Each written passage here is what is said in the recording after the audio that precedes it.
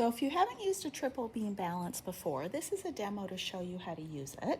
Essentially what we do is we put the thing we want to weigh here, we move these sliders around until the line right here matches up with 0, then we read our sliders and we know what the mass is.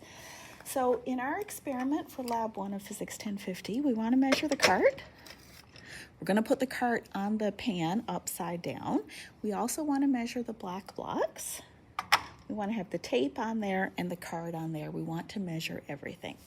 So I noticed when I put that on, the end came way up, so this is heavier than 0.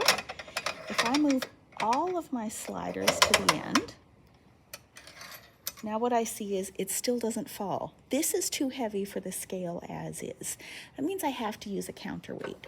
These little two things on the bottom, these are counterweights. When I use these, it lets us measure things that are heavier than the 600 grams here. So for our cart, it's really heavy. I'm going to pick the bigger counterweight. I'm going to hang the counterweight on one of these pins.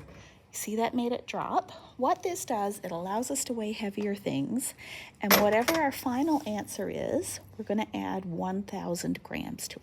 Okay, so let's get started. Put my counterweight on, move my sliders all the way back. Then I'm going to start with the biggest slider. I'm going to move this to the right, settling it in each notch as I go. As soon as I get to the one that makes it drop. Okay, 500 is as big as I can go, so this is heavier than 1,000 plus 500. Now I'm going to go to the next one. Well, if you get too far, it'll make it fall down. You can pull it back.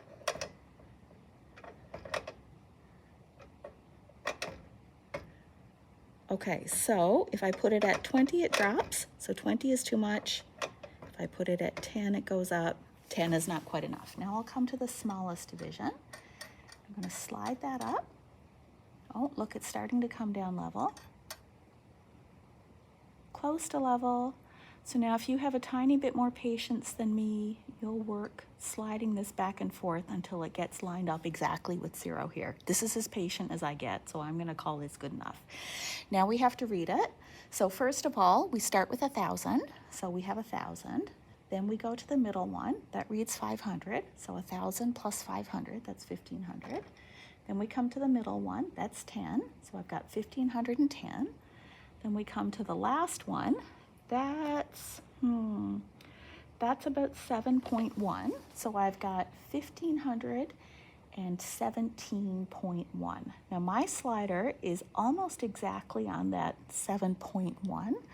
There's still an uncertainty associated with it. So I think it's 1,517.10, but I think I could be wrong by a little bit, especially because I was too impatient to balance it correctly. I'm going to say maybe I'm wrong by about 0.2 grams. Okay, so maybe I could be off by about 0.2. Maybe I could do a little better. All right, so now my final reading is going to be 1,000 plus 500 plus 10 plus 7.1. 1,517.1 grams, 10 grams, and my uncertainty is about 0.02. Okay, you'll have to estimate your own uncertainty, exactly how good you think you are, and then read your scale to get the mass of your cart, blocks, tape, and card.